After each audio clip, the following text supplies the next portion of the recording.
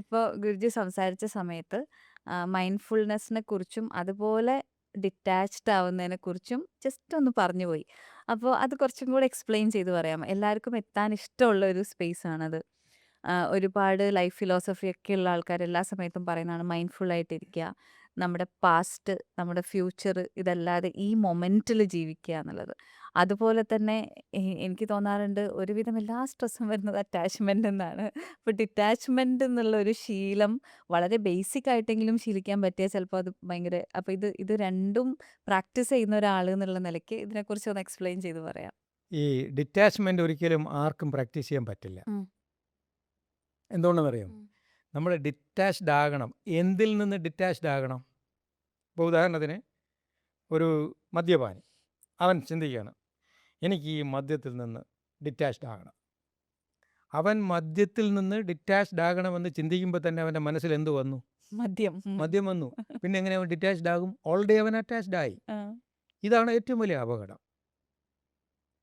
എനിക്ക് ഇന്ന ആഹാരം വേണ്ട. ഏത് ആഹാരം വേണ്ടെന്ന് മനസ്സിൽ ചിന്തിക്കുന്നോ ആ ആഹാരത്തെക്കുറിച്ച് അവൻ ചിന്തിച്ചു കഴിഞ്ഞു. അപ്പോൾ ഡിറ്റാച്ച്മെൻറ്റ് നടക്കില്ല. If you want to be detached, you practice attachment. എന്താണോ നിങ്ങൾക്ക് വേണ്ടത് അത് ആവർത്തിച്ച് ചിന്തിച്ചുകൊണ്ടിരിക്കുക. അപ്പോൾ എന്ത് പറ്റും? നാച്ചുറലി ബാക്കി കാര്യങ്ങൾ നിങ്ങളുടെ മനസ്സിൽ നിന്ന് മറന്നു പോകും. വേണ്ടാത്തതിനെ കുറിച്ച് ചിന്തിക്കാതെ വേണ്ടതിനെ കുറിച്ച് കൂടുതൽ ചിന്തിക്കുക യെസ്. അല്ലേ? അല്ലാതെ എങ്ങനെ പറ്റുക? ഇപ്പോൾ ഉദാഹരണത്തിന് ഒരു പേന തരുന്നു എന്ന് വയ്ക്കുക. ആ. എൻ്റെ പേന എടുത്ത് തന്നിട്ട് പറയാണ്, ഇത് ഞാൻ തപസ് ചെയ്ത് നേടിയാണ്, മാജിക്കൽ പേനയാണ്. ഈ പേന വെച്ച് ഒരു ഫോൺ നമ്പർ എഴുതിയാൽ ആ നമ്പറിലുള്ള ആൾ ഉടനെ വിളിക്കും എന്ന് ഞാനൊരു അവകാശവാദം, മാജിക്കൽ പേൻ. പക്ഷേ ഒരു കണ്ടീഷൻ, ഇത് എഴുതുന്നതിന് മുമ്പ് മനസ്സിൽ കുരങ്ങനെ കുറിച്ച് ഓർക്കരുത്. കുരങ്ങൻ ഇങ്ങനെ ഇതാണ്, അവൻ റെസ്റ്റ്ലെസ് ആണ്. കുരങ്ങിനെ കുറിച്ച് ഓർക്കാതെ നിങ്ങൾ ഏത് നമ്പർ എഴുതിക്കോളും. ഒരിക്കലും പറ്റില്ല. എന്തിനെ കുറിച്ച് കുരങ്ങിനെ കുറിച്ച് ഓർക്കരുത്. അപ്പോഴേ കുരങ്ങൻ മനസ്സിൽ വന്നില്ലേ?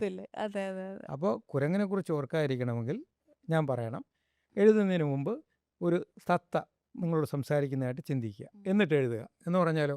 കുരങ്ങനെ പറ്റി പിന്നെ ഒരിക്കലും നമുക്ക് ചിന്തിക്കേണ്ട ആവശ്യം വരുന്നില്ല. ഇതുപോലെ നിങ്ങൾക്ക് എന്തിൽ നിന്ന് ഡിറ്റാച്ച്ഡ് ആകണം എന്നല്ല ചിന്തിക്കേണ്ടത്, നിങ്ങൾ എന്തുമായി അറ്റാച്ച്ഡ് ആകണം എന്നാണ് ചിന്തിക്കേണ്ടത്. പിന്നെ mindfulness. What is your mind? Your mind is what you think. ഇല്ലേ? നിങ്ങളുടെ ഈ ശരീരം മാറ്റർ ആണെന്നറിയാമല്ലോ. According to modern science, matter is a temporary manifestation of energy. ശരിയല്ലേ? എനർജിയുടെ രൂപം എന്താ? ഊർജത്തിൻ്റെ രൂപമില്ല, അനന്തമാണ്. ഇല്ലേ? അപ്പം നിങ്ങളുടെ ശരീരം അനന്തമായ ഊർജത്തിൻ്റെ ഒരു പരിമിതമായ പ്രകടഭാവമാണ്. ശരിയല്ലേ? എങ്കിൽ നിങ്ങൾ ഈ അനന്തമായ ഊർജത്തെക്കുറിച്ച് ചിന്തിക്കൂ. You are what you think. ശരിയല്ലേ? നിങ്ങൾ എന്താണോ ചിന്തിക്കുന്നത് അതാണ് നിങ്ങൾ. അപ്പോൾ നിങ്ങൾ ഈ അനന്തമായ ഊർജത്തെക്കുറിച്ച് ചിന്തിക്കുമ്പോൾ നിങ്ങളുടെ മനസ്സ് അനന്തതയിലേക്ക് മാറും. That is what is called mindfulness. അനന്തത മനസ്സിൽ നിറഞ്ഞാൽ പിന്നെ അവിടെ വേറെന്തുണ്ടാകും? So learn through science, then practice through tradition. ഇതാണ് ഞാൻ ചെയ്തത്. ശ്രുതി, യുക്തി, അനുഭവം. പഠിക്കുക, കേൾക്കുക, എന്നിട്ട് യുക്തിപൂർവ്വം ചിന്തിക്കുക, എന്നിട്ട് എങ്ങനെയാണ് ധ്യാനിക്കേണ്ടത് എന്ന് പഠിച്ചിട്ട് അത് ചെയ്താൽ ഈ നമ്മൾ സാങ്കേതികമായി ഹീലിംഗ്, മൈൻഡ്ഫുൾനെസ്, വെൽനെസ്, ഡിറ്റാച്ച്മെൻറ്റ് ഇതെല്ലാം തന്നെ നമ്മുടെ പരിമിതമായ മനസ്സിൻ്റെ ചിന്തകളാണ്. അപ്പോൾ ഒരു ശരിയെന്ന് പറയുമ്പോൾ മനസ്സിൻ്റെ ഒരു ഗുണം അല്ലെങ്കിൽ ഒരു ദോഷം ദ്വൈതമാണ്. രണ്ടില്ലാതെ മനസ്സിന് ചിന്തിക്കാൻ കഴിയില്ല. പകലുണ്ടോ? രാത്രിയുണ്ട്. ദുഃഖമുണ്ടോ? സുഖമുണ്ട്. സുഖമില്ലാതെ ദുഃഖം എങ്ങനെ തിരിച്ചറിയുക? ദുഃഖമില്ലാതെ സുഖം എങ്ങനെ തിരിച്ചറിയും? ആണുണ്ടെങ്കിൽ പെണ്ണുണ്ട്. ഈ നമുക്ക് ഉപയോഗിക്കുന്ന എല്ലാ മെഷീനും പ്രവർത്തിക്കുന്നത് 2 എനർജി വെച്ചിട്ടാണ്, ന്യൂട്രലും ഫേസും. ഇല്ലെങ്കിൽ പ്രവർത്തനമില്ല.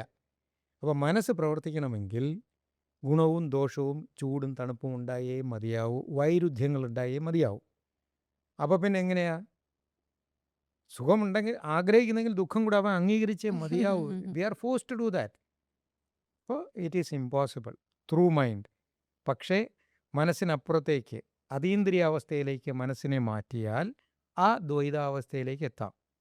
ഇപ്പോൾ ഇവിടെ ഉള്ള പ്രശ്നം എല്ലാം നമുക്കറിയാം, but we are trapped into it. നമ്മൾ അതിന് അടിമപ്പെട്ടു പോയി. ആ അടിമത്വമാണ് ഭയത്തെ, സങ്കടത്തെ ജനിപ്പിക്കുന്നത്. എന്നാൽ അറിവിൻ്റെ ധൈര്യം വെച്ചിട്ട്, അറിവിൻ്റെ ബലം വച്ചിട്ട്, ഏതിൻ്റെ അദ്വൈതം, മനസ്സിനപ്പുറത്തേക്ക് പോകാൻ ഏതൊരു നിമിഷം നമുക്ക് കഴിയുമോ അവിടെയാണ് സ്വതന്ത്രനാകുന്നത്.